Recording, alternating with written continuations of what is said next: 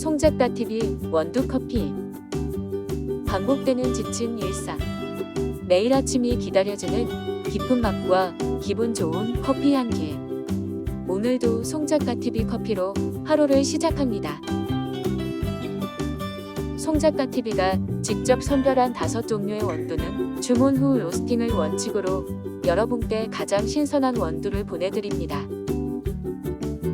식을수록 상큼하고 깔끔한 하이드 블렌드. 구수한 단맛으로 여운이 느껴지는 에티오피아 일가체프. 부드러운 초콜릿 끝맛을 느낄 수 있는 콜롬비아 수프리모. 고소한 맛의 브라질 싱글 오리진.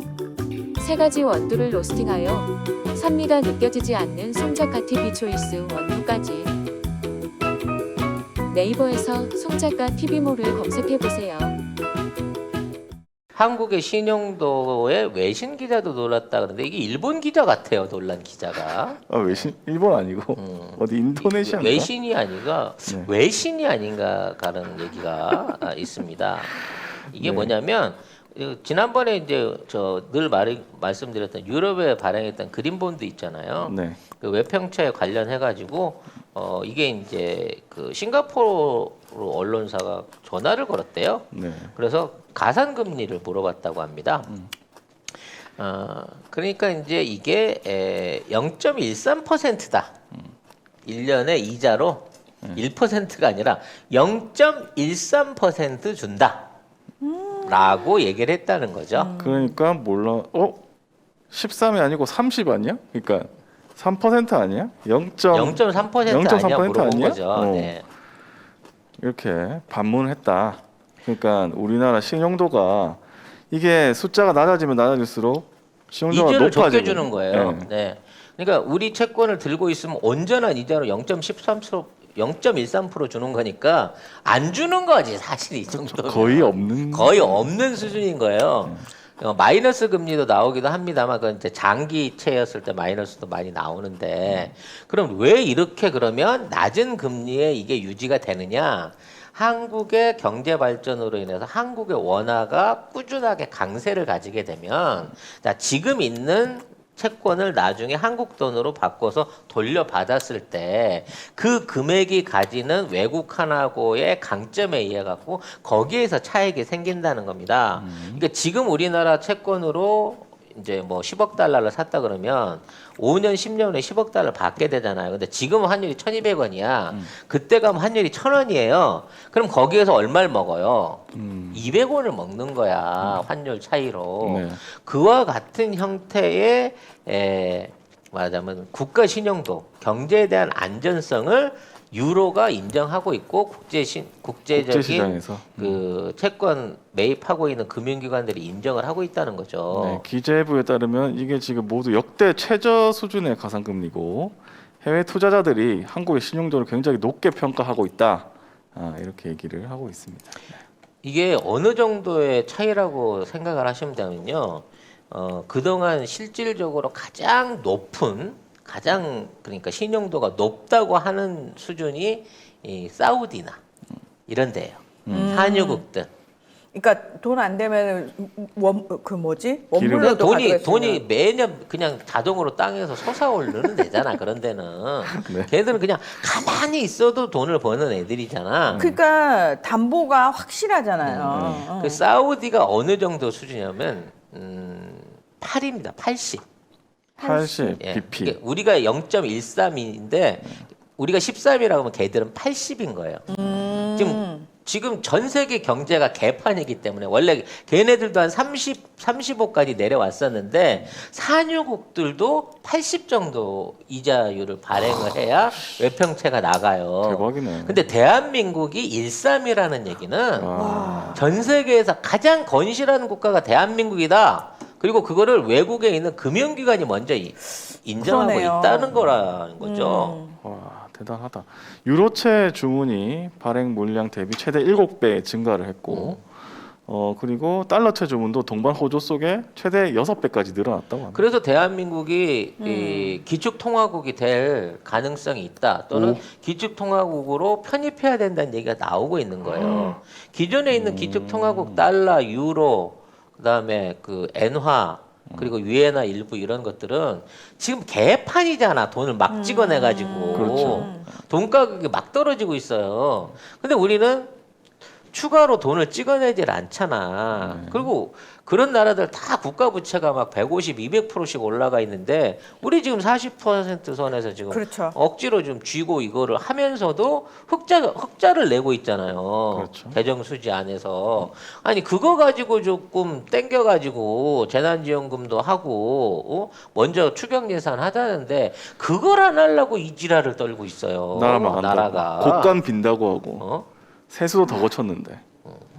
하여튼 자, 이와 반대로 지금 네.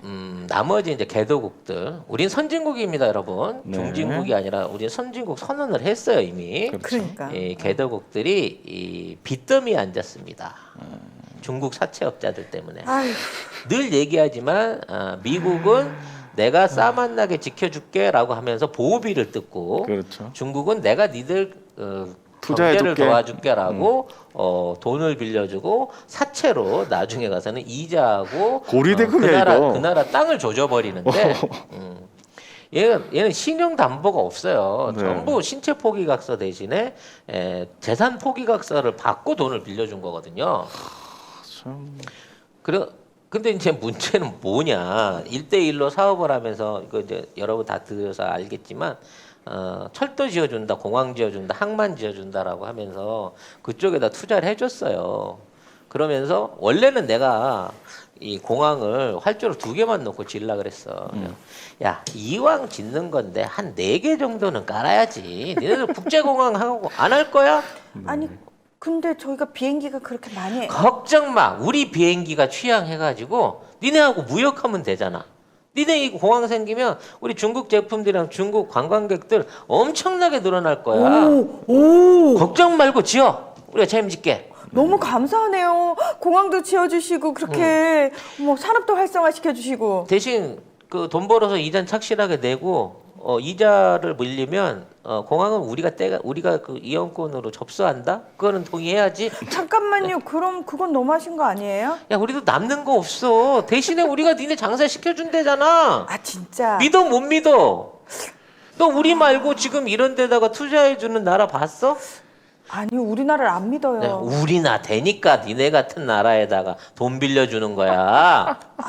우리가 돈만 빌려줘? 니네 앞으로 산업하는 데 있어서 무역하는 것도 우리가 다 책임져 준다잖아. 그 어차피 우리가 중국하고 계속 교역을 해야 되니까요. 아유 어쨌든 그래도 굉장히 든든하네. 이렇게 큰 나라가 우리랑 계속 무역을 해주시겠다고도 하시고. 근데 조그맣게 예. 조건이 하나 있다. 뭔가요? 여기 일하는 인부하고 기자들은 중국산을 좀 써줬으면 하는 바람이 있네. 왜요? 왜냐면 그 공항을 그 싸게 지으려고 하면 니네 물자도 없고 인건비 너무 비싸잖아. 그러니까 우리 중국 회사들하고 중국 물건들로 짓자. 아 싸게 해주시고. 싸게 하려고 그러는 거야. 싸게 해주려고. 싸게. 그런 것까지 생각해 주시고 너무 좋은 나라야. 그지?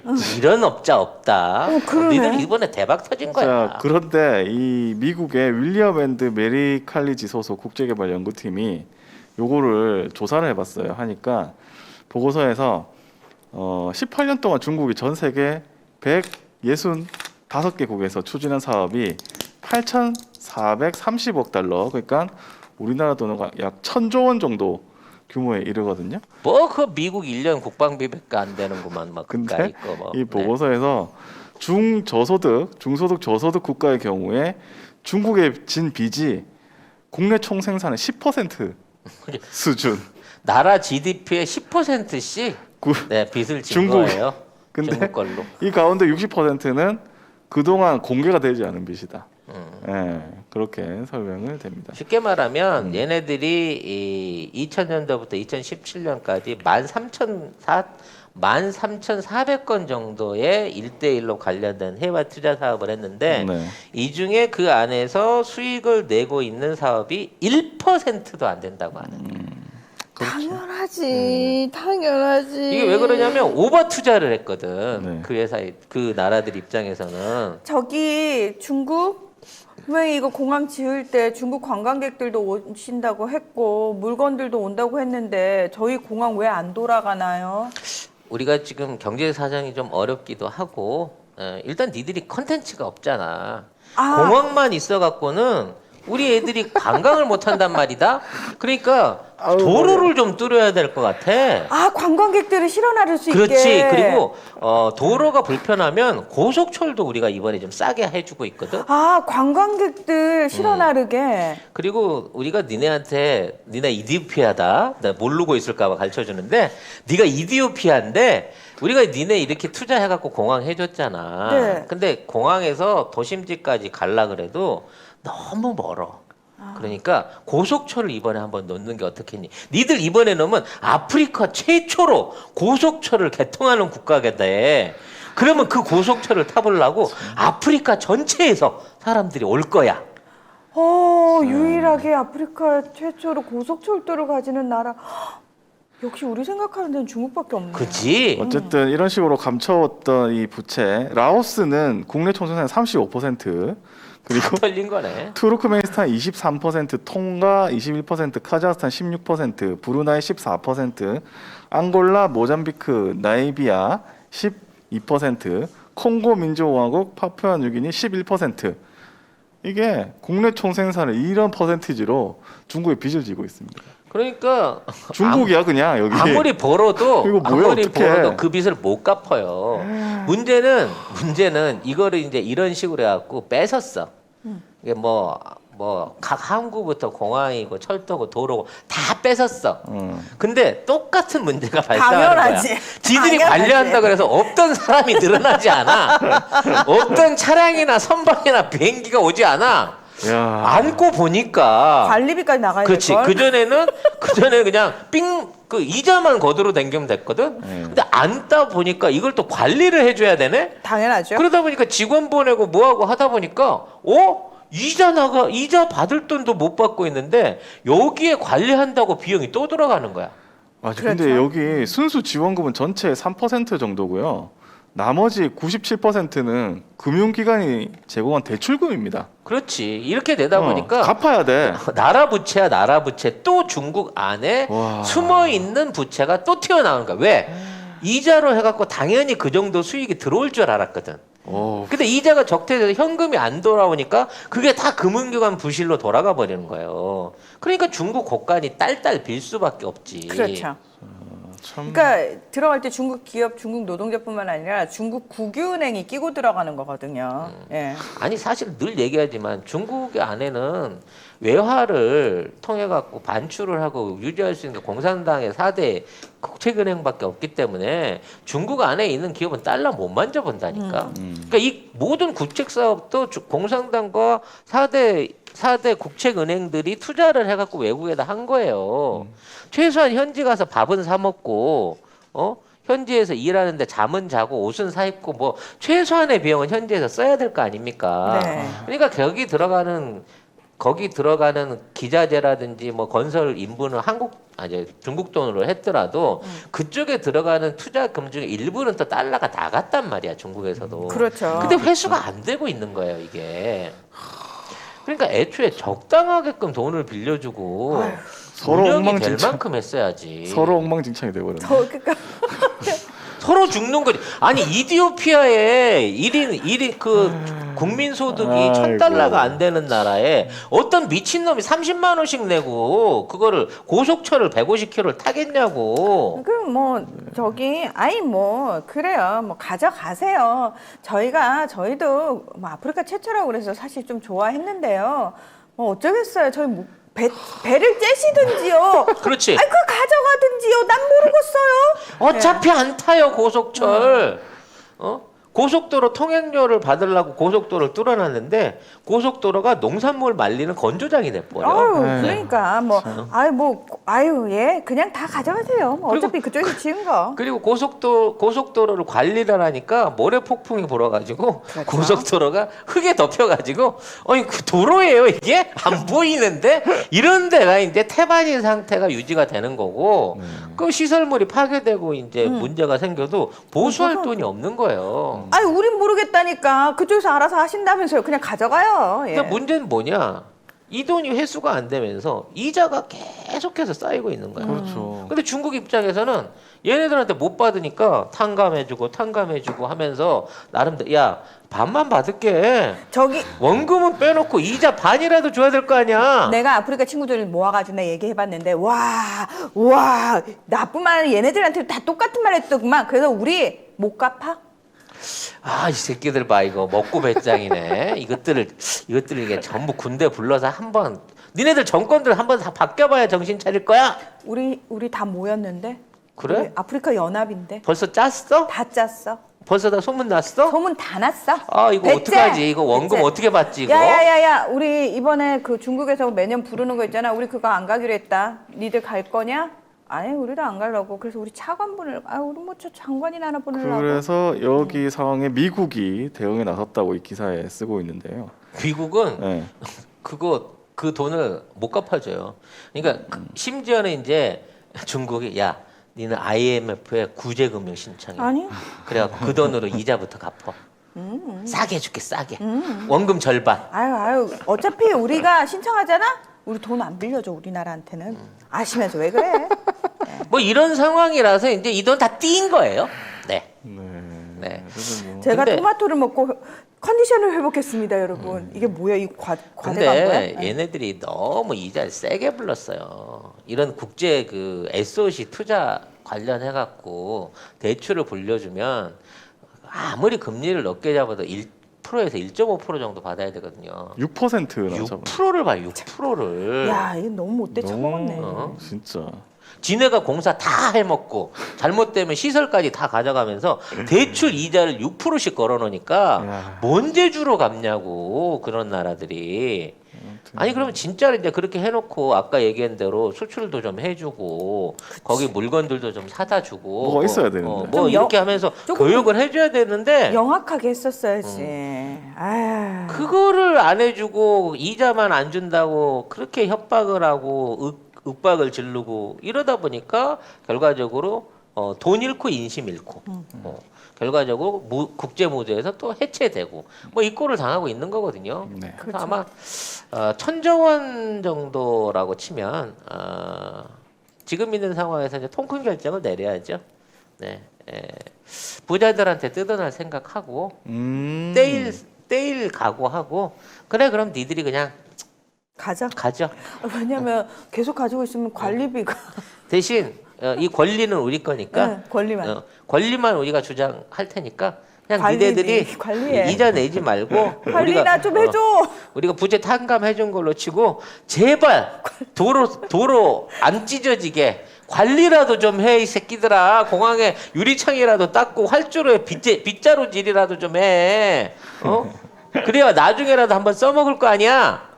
라고 얘기를 하고 있는 수준이라고 합니다. 하고 네. 싶어도 그걸 할 줄 아는 사람들이 없어요. 공사할 때 다 중국인들 그렇지. 데려다가지고 보수를 하려 그래도 몰라요. 아니 나 지을 때는 구경밖에 안 했는데 지금 와서 보수를 하라 그러면 아유, 못 아스팔트 바를 줄도 몰라요. 우리는 아스팔트가 안 나요. 뭐 이런 거거든 지금. 그렇죠. 예. 네. 에. 갑자기 그렇게 갑작스럽게 대본도 없이 그렇게. 즉흥 연기를 즉흥 연기를. 해봤습니다. 아, 예. 제가 오늘 아무것도 안 한 것 같아가지고 토마토 먹고 힘이 나서요. 네. 자 다음은 또 중국 얘기가 나왔네요. 네. 중국의 반독점 당국이 몸집을 키운다. 네. 이거 좀 국영기업 잡겠다는 얘기거든요. 그렇죠. 네. 연합뉴스에서 얘기를 하는데 알리바바에만 3.3조 원의 과징금을 때렸다고 합니다. 과징이 어떻게 이렇게 때릴 수가 있죠? 아니 그만큼 뭐 많이 버니까 벌었나? 그런 것도 하는데 네. 사실 중국에서 알리바바가 독점을 한 게 뭐 독점을 하고 싶어 한 게 아니잖아. 없으니까. 니들이 다른 걸 허가를 안 내주고 알리바바만 하라 그랬잖아. 네. 그랬는데 인제 와갖고 야 이건 반독점법 위반이야. 아니 그런 법이 어디가 있었어요 알리바바에? 그런 거면 회사 설립할 때 알려줬어야지. 이번에 알았어. 반독점법이라는 게 있는 줄. 아니 처음에 회사 세울 때는 야 너 아무도 안 들어. 너만 할 수 있게 해줄 거야. 해놓고 나중에 이것들이 독점을 해? 응? 이 독점을 해갖고 그 인민들의 픽담 같은 돈들을 니들이 다 해먹었단 말이야? 과징금 내 3조. 이렇게 나온 거예요. 그리고 뭐 음식 배달 플랫폼 메이탄 여기도 6천억 원 네, 과징금을 부과를 했다고 합니다. 디디 추싱도 아마 조만간 때릴 거고요. 그렇죠, 디디 추싱. 지금 중국의 플랫폼 기업들한테 분명히 반동적법에는 규제가 없었는데 아니 그러니까 얘들은 가만히 있다가 아니 그냥 돈 내라고 하면 되지 꼭 이런 거 갖다 붙여. 근데 처음부터 말도 안 없었다는 되게. 게 좀 웃기는 게 네. 지금 국가시장감독관리총국이 올해 공무원 33명을 신규 채용한대요.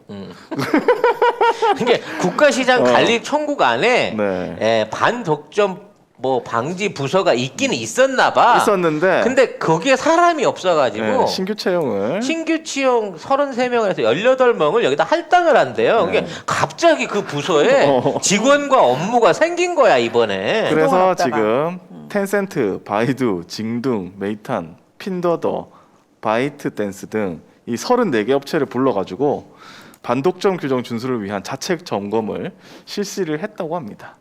아휴. 근데 얘들도 미쳐버리겠는 게 경쟁 업체가 없는데 더 독점이지 그러면 아니 독점이 아니고요. 저만 있어요. 지금까지 시장에서 저 혼자 해먹었어요. 근데 이게 독점을 하고 싶어 그런 게 아니라 우리는 경쟁 업체가 없다니까요. 그게 독점이야 이 새끼들아. 지금 네. 상황이 이런 거죠. 네. 그렇습니다. 아 정말